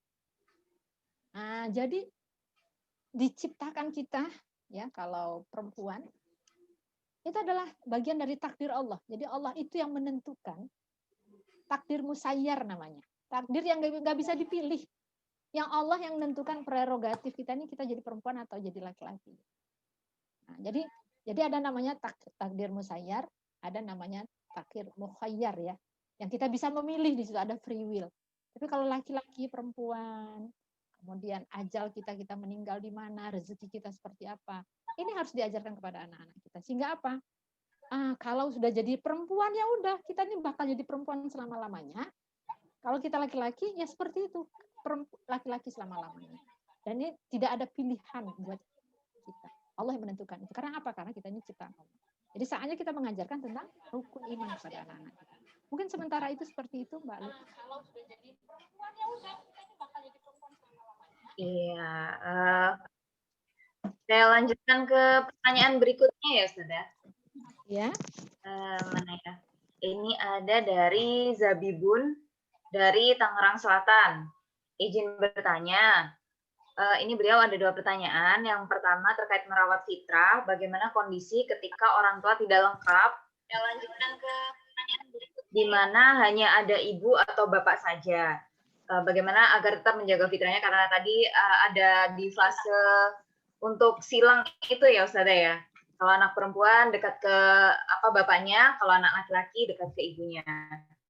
Seperti itu. Untuk yang nomor 2, boleh nggak ya Ustazah kita seorang ibu mandi bareng dengan anak perempuan. Kondisi anak perempuan masih kecil, umur 3 tahun. Niatnya agar hemat waktu karena masih menunggu pekerjaan rumah tangga selanjutnya. Silakan Ustazah. Ya, makasih Mbak Luki. Yang saya dengar nih, tadi pertanyaan kedua aja tuh. Oh iya. Diulang lagi untuk ya, boleh Ustazah. Iya. Pertanyaan kedua tuh boleh nggak mandi bareng sama anak yang usia 3 tahun. Nah, kalau anak usia 3 tahun, 2 tahun, itu sebenarnya mereka masih boleh ya memperlihatkan aurat dan masih boleh melihat aurat. Ya, kalau usianya masih rentang usia 0 sampai 2, 3 tahun. Jadi belum ada ketentuan secara khusus tentang aurat mereka. Jadi masih inilah. Kalau misalnya mereka hanya pakai pakaian dalam aja ataupun apa, itu masih dibenarkan gitu. Jadi kalau kita mandi bareng dengan anak-anak di kamar mandi, itu sebenarnya saat yang tepat buat para ibu. Ketika memang anak kan nggak boleh ditinggal waktu itu ya. Misalnya dia pengen bikin teh gitu, mau bikinin teh dong Ma. Misalnya dia bilang bikin teh atau bikin susu, kan nggak boleh dibiarin anak itu megang termos, nuang air sendiri, itu kan bahaya. Jadi memang saatnya anak-anak seperti itu memang dalam pengawasan orang tua. Kadang-kadang kan anak bareng-bareng tuh di kamar mandi, bareng mandi sama. Itu kalau rentang usia sebegitu masih dibenarkan, tidak mengapa. Manfaatkan saja situasi itu untuk mengajarkan hal-hal. Kalau dia bertanya misalnya ya, kalau abang kok pipisnya kayak begitu? Kalau kita perempuan kok pipisnya begini mah gitu. Mungkin akan banyak pertanyaan dari anak-anak itu. Mereka akan menanyakan, mah ini apa ya yang ini? Ya, ini mungkin dia melihat ada lekuk-lekuk tubuh kita. Di sana mungkin saatnya kita mengajarkan tentang anatomis ya tubuh kita. Untuk pertanyaan-pertanyaan tadi apa Mbak Ruki? Kalau yang pertamanya ketika ini Ustazah orang tuanya tidak lengkap, jadi bagaimana untuk merawat fitrahnya itu? Oh iya. Iya, ada memang saatnya ya anak-anak kita tuh tumbuh kembangnya tidak didampingi oleh ayah ataupun orang tua yang utuh. Ya. Sebenarnya pengalihan, pendelegasian pendidikan itu diberikan kepada keluarga besar. Itu makanya dalam agama ini ya, keluarga besar yang disebut dengan karib kerabat, yang ada hubungan senasab, itu juga sebenarnya bertanggung jawab terhadap pendidikan anak yang ada di lingkungan karib kerabatnya. Mungkin ada kategori anak itu anak-anak yang yatim, yang ditinggal di usia-usia mereka lagi butuh-butuh perhatian gitu. Katakanlah ayahnya meninggal misalnya ya, ketika dia berusia 7 tahun, ketika berusia mungkin 4 tahun. Itu kan lagi butuh figur, sementara figur yang mereka butuhkan itu nggak ada. Maka hadirlah di sana mungkin abang dari papahnya, atau adik laki-laki dari papahnya, atau kakak perempuan dari papanya meninggal tadi, ayah yang meninggal tadi. Hadir, berusaha menghadirkan diri. Jadi figuritas, proses identifikasi, itu tetap berlanjut gitu. Jadi memberikan kasih sayang walaupun nggak persis sama dengan kasih sayang orang tuanya yang kandung ya, tapi porsi itu setidak-tidaknya dipenuhi. Nah, jadi oleh karena itu dalam Islam kan karib kerabat, hubungan nasab ya itu sangat diperhatikan. Dan kalau bisa anak yatim ya jangan sampai terlantarkan, sampai harus mencari bantuan-bantuan dari luar. Sementara mungkin karib kerabatnya termasuk orang-orang yang mampu. Jadi bukan hanya pendidikan, pemenuhan kebutuhan ekonomi, finansial saja, tetapi juga pemenuhan kebutuhan pendidikan buat anak-anak. Jadi kalau kita sendiri nih, Ibu, kita menemukan ada adik perempuan kita yang mungkin meninggal suaminya, atau meninggal ibunya. Kita udah mulai nih, care. Oh ini posisi ibunya nggak ada nih. Saya harus menggantikan posisi itu. Nah, mungkin harus ada kepedulian ya, menanamkan kepedulian itu. Karena karib kerabat ini kan keluarga besar kita. Ku anfusakum wa ahlikum naro. Kita diminta ya untuk menjaga keluarga besar ini. Ini bagian dari hubungan sedarah ya, yang menjadi tanggung jawab. Mungkin mengganti segera ya figur yang hilang itu dari karib kerabat yang terdekat itu mungkin salah satunya. Ataupun mungkin kalau tidak ada, kita minta supaya misalnya guru ataupun mungkin guru-guru mengaji, ya para ustazah, para ustadz bisa memainkan peran-peran seperti itu. Wallahu a'lam bishawab. Iya, terima kasih Ustazah. Ini saya izin membacakan, sepertinya ini akan menjadi pertanyaan terakhir Ustazah, karena keterbatasan waktu. Baik, baik. Assalamualaikum, saya Ayu di Jogja. Saat ini saya sudah menikah dengan memiliki satu putra berusia 2 tahun. Alhamdulillah, anak saya sudah bisa merasa dirinya emas atau anak laki-laki sejak sebelum 2 tahun. Jika bermain, sekarang lebih suka main dengan anak laki-laki, seperti kejar-kejaran, robot-robotan, silat, dan sebagainya. Kadang nggak mau main dengan anak perempuan. Beberapa kali putra saya melihat saya atau neneknya dandan memakai bedak dan lipstik, kemudian menirukan gaya pakai lipstik dengan pensil warna. Pernah juga tirukan gaya pakai bedak, pakai kutek, spidol untuk menggunakan spidol untuk mewarnai kuku tangan, kemudian acting meniru robot. Ayahnya selalu ada WFH sore sampai malam, pasti ayahnya selalu ada WFH. Ketika sore sampai malam selalu bermain dengan anak. Saya juga sudah tidak dandan lagi di depan anak, namun anak paham bundanya dandan menunjuk bibir saya. Red bunda, red. Kebetulan juga warna kesukaannya. Yang paling dihafal warna merah. Apakah anak meniru bundanya itu normal? Dia juga meniru ayahnya saat mencuci motor dan sebagainya. Saya takut, saya bingung bagaimana menjelaskannya. Bagaimana saya harus bersikap kepada anak. Terima kasih. Iya. Ya, monggo Ustazah. Iya, teman. Siapa tadi nama ibunya? Ibu yang bertanya ini? Ayu. Bu Ayu dari Jogja ya? Iya. Masya Iya, Allah. dari Jogja. Inilah hebatnya Zoom ya. Dan kita dipisahkan oleh jarak, tapi seperti kita sering ketemu aja gitu ya. Dekat gitu rasanya ya. Dari Jogja yang jauh banget dari Riau ini. Rasanya dekat aja gitu. Rasa di sebalik rumah aja gitu ya. Baik, ibu-ibu sekalian. Kita ini kan menuntut ilmu ya, butuh bantuan Allah. Makanya ada doa kan, Allahumma arinal haqqa haqqan warzuqna tiba'ah wa arinal batila batila warzuqna ijtinabah. Nah, jadi Bu Ayu ini udah mulai berhati-hati ya kan, memperlakukan anak. Walaupun anak laki-lakinya ini masih dalam kategori aman ya, di tempat yang aman gitu, cara mendidiknya udah bisa menyebut dirinya mas gitu ya kan. Kemudian suka bermain, menunjukkan bahwa anak laki-laki yang suka bergerak, bersyukur ya. Tapi ada saat ketika dia mulai melihat misalnya ibunya dandan. Ya, anak-anak ini kan punya kecenderungan fitrah ingin tahu. Ya, ingin tahu. Apalagi ngeliat ibunya tuh dandan gitu. Ingin tahu aja mungkin, pemenuhan keinginan tahuan aja itu kalau menurut saya. Nanti mungkin pelan-pelan diarahkan ke anak-anaknya. Kalau misalnya dia udah mulai bertanya, dandan ini dia melihat kan di TV itu ada anak laki-laki yang juga suka pakai eyeshadow.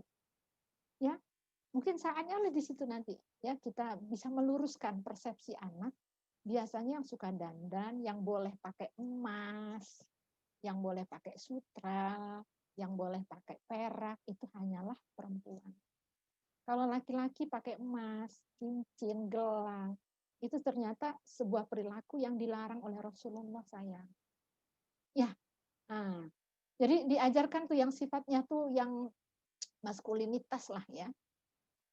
Ganti apa namanya ya? Pipa gas kalau gas ya, di rumah kita habis diajarin tuh ya. bengkel-bengkel, angkat-angkat yang berat. Ya mungkin disitulah nanti tuh kedekatan fungsi kedekatan seorang ayah nanti usia-usia 7 ke 12 tahun. Nah di sini ya. Jadi jangan kalaupun ada kekhawatiran mungkin ke tingkat hati-hatian saja. Tapi tetap aja dikasih tahu. Ini sebenarnya lipstik Umi ini, nah gitu ya. Lipstik ini kan fungsinya kalau buat kita untuk mungkin berdandan lah gitu ya. Tapi dandan ini pun ada batasannya kan.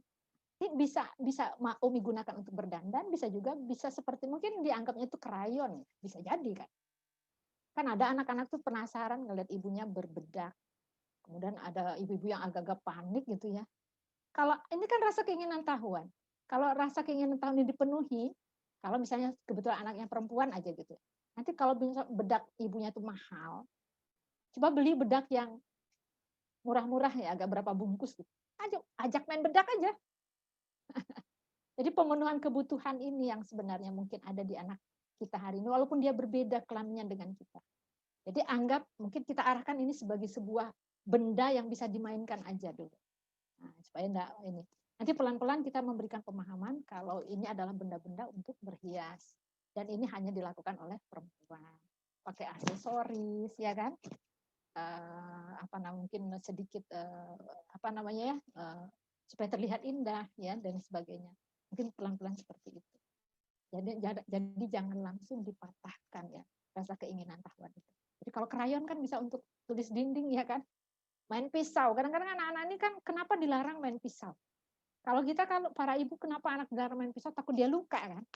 Tapi anak itu kan pingin ngerasain sensasi bermain pisau.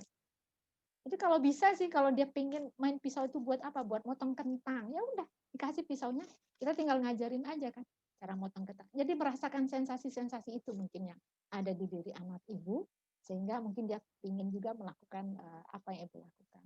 Tapi mungkin karena ini disadari sejak awal, mungkin nanti bisa disiasati bagi kapan dan di mana tempat kita berhias dan sebagainya. Wallahu a'lam bishawab. Iya, alhamdulillah. Tadi sepertinya menjadi pertanyaan penutup. Terima kasih Ustazah dan maaf juga kepada para peserta. Insya Allah di lain kesempatan ya Ustazah akan dijawab.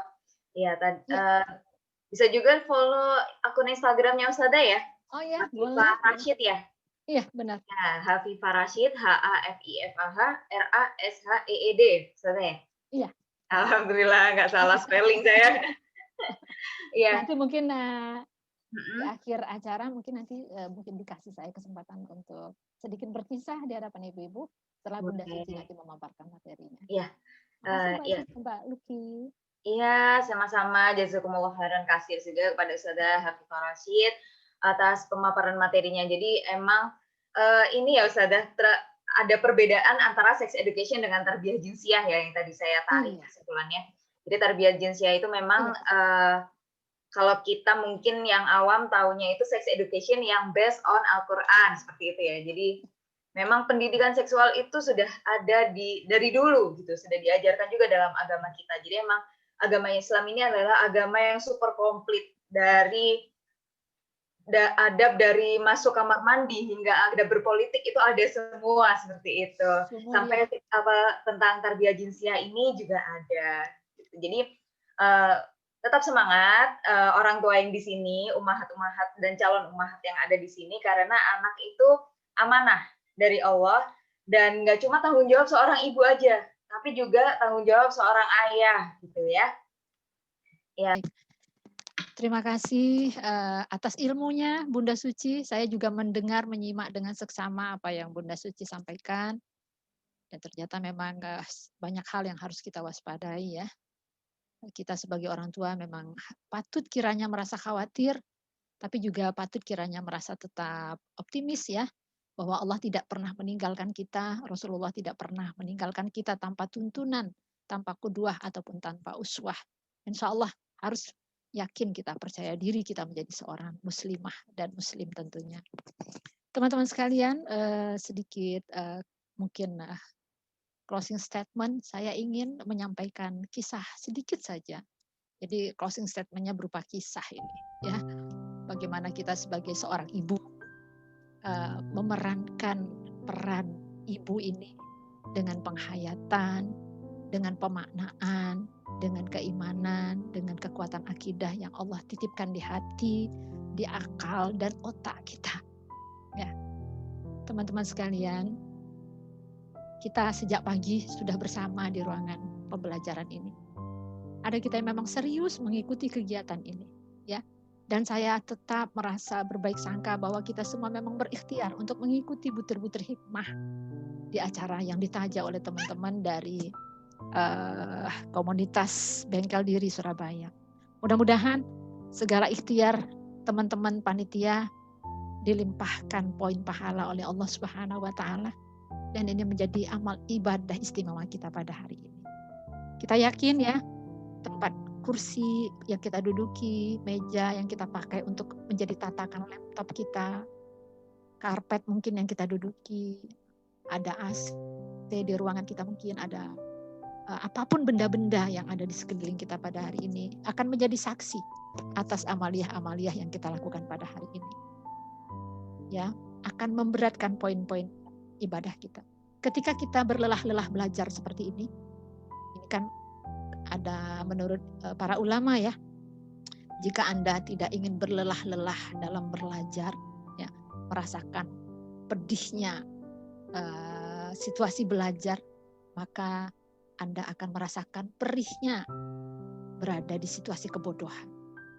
Jadi sebagaimana Bunda Suci bilang tadi, moderator bilang tadi, dua orang moderator kita yang luar biasa ya, bahwa belajar itu merupakan sebuah keniscayaan, sebuah proses long life education ya, proses pembelajaran yang terus menerus. Baik, ada satu kisah menarik yang saya kutip dari yang pernah dilakukan oleh Bunda Neno Warisman. Ketika beliau melakukan tarbiyah, beliau menerapkan parenting kepada anaknya yang bernama Maghfirah. Kalau sekarang Maghfirahnya udah gede banget, bahkan udah menikah. Dulu waktu kecil-kecil, kemudian sampai anaknya sekolah ya, kita bisa baca ceritanya itu di buku-buku. Karena Bunda Neno juga produktif menulis buku. Salah satu yang diceritakan Bunda Neno yang kemudian diulang kembali kisahnya oleh Bunda Kurnia, ya. Salah satunya adalah ketika Maghfirah berusia sekitaran usia mahasiswa. Sedang disibukkan oleh kegiatan-kegiatan rohani di kampus, ya. Mungkin rohis istilahnya. Kemudian dia sangat merasa lelah, dia tinggal di kos di tempat yang berbeda dengan Bunda Neno. Kemudian pada malamnya dia menelpon Bunda Neno. Dia mengatakan, "Umi, saya sangat letih hari ini. Banyak kegiatan yang saya lalui, banyak amanah yang dibebankan kepada pundak saya. Saya khawatir nanti waktu sholat subuh, saya agak kesiangan bangunnya. Saya rindu Umi membangunkan saya. Dengan cara yang dulu di mana Umi sering membangunkan saya dengan cara seperti itu. Tolong Umi besok pagi bangunkan saya dengan cara yang sering Umi lakukan itu sejak saya kecil." Lalu Bunda Neno mengatakan, "Kamu rindu sayang dengan suara Umi?" "Iya, saya rindu Umi. Tolong bangunkan saya." Jadi Bunda Neno ini rupanya ibu-ibu sekalian ketika membangunkan anak untuk sholat subuh, dia mengatakan satu kalimat, dua kalimat, tiga kalimat yang dikutip dari Al-Quran. Dengan irama tertentu, ini sering dibisikkan ke anak-anak. Ini dilakukan dengan penghayatan, yang dilakukan dengan hati. Ya, apa yang dikatakan oleh Bunda Neno? Kum, kum, kum, gitu. Ya, bangunlah, bangunlah, bangunlah. Ya. Ini dikutip dari Al-Quran surah Al-Muzammil. Ya. Warabbuka faqabbir. Bangunlah. Kemudian besarkan Allah. Wasiyabaka fatahhir. Dan pakaianmu bersihkanlah. Jadi kum fa'anzir. Ya. Ini yang dirindukan oleh anak seorang Bunda Neno. Seakan-akan kalimat itu memberikan sebuah pesan penting tentunya ya. Pesan besar, pesan dahsyat. Bahwa setiap kita harus membesarkan Allah. Dan itu sudah dibisikkan sejak kecil dari seorang Bunda Neno kepada anak-anaknya. Bahwa ada misi penting, ada visi penting yang harus kita berikan di anak-anak kita. Yang harus ditanamkan di jiwa anak-anak kita. Ya, bahwa kita harus membesarkan Allah dengan dakwah ini. Ikut mengedukasi masyarakat, mengedukasi umat dengan dakwah ini. Ada kepedulian dari kita untuk menyelamatkan umat ini dari kejahiliahan, dari kemaksiatan, dari perbuatan keji dan mungkar. Jangan hanya berkutat di amar ma'ruf, tetapi juga kita harus sekarang berkutat juga di amar nahi mungkar yang sekarang ada di depan kita. Dengan apa sebisa yang kita lakukan. Ya.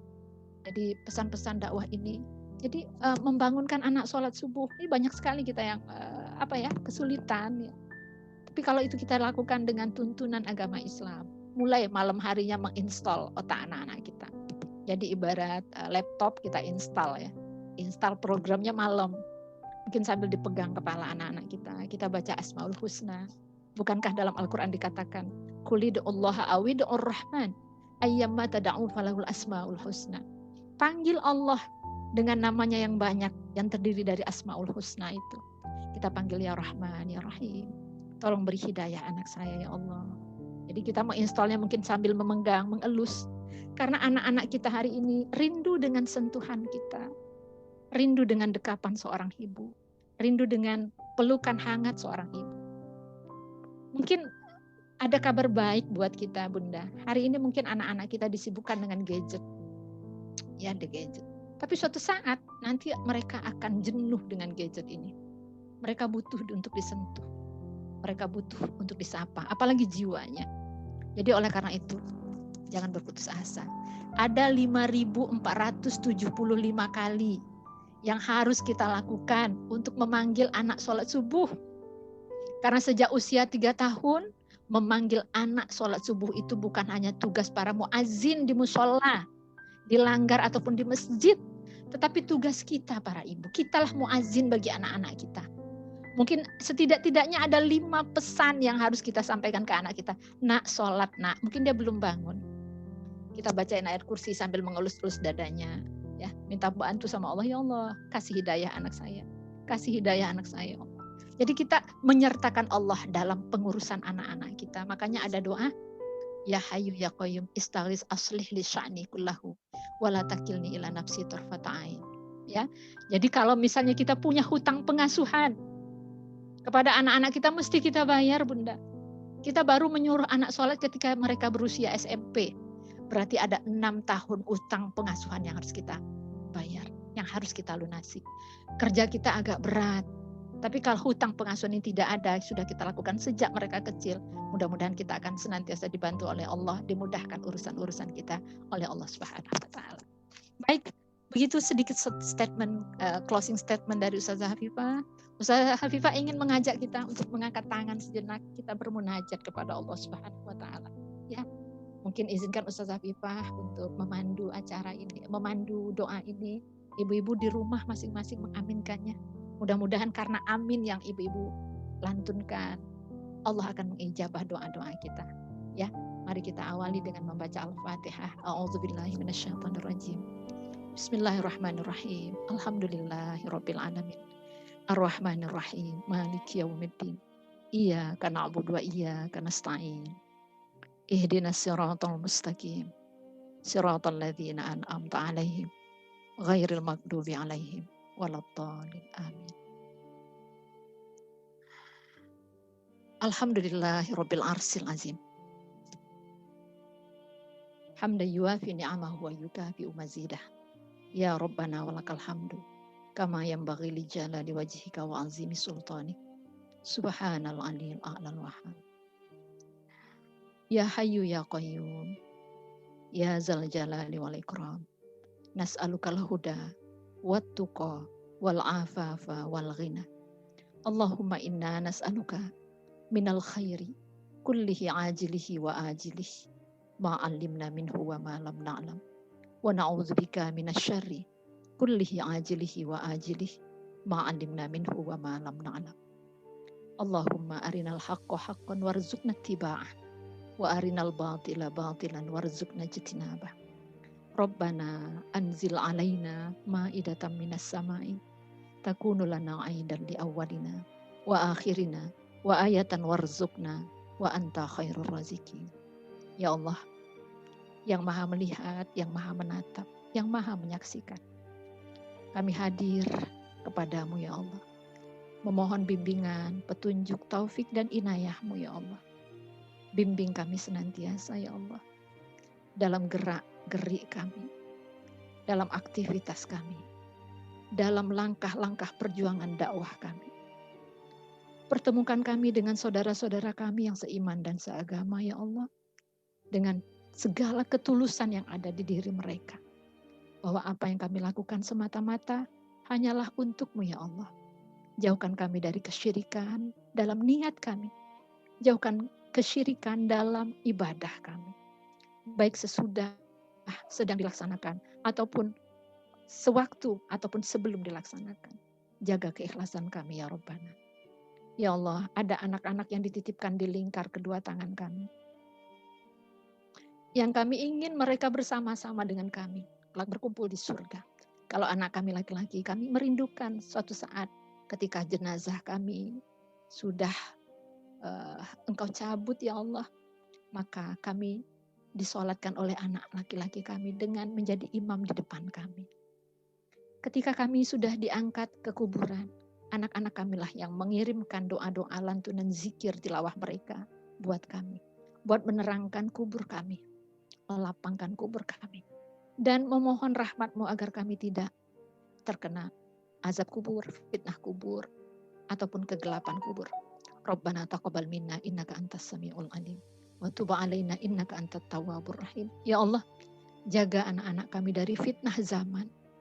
Jaga anak-anak kami dari orang-orang yang ingin mencelakakan. Jaga anak-anak kami dari perbuatan-perbuatan maksiat ya Allah. Lindungi mereka ya Allah.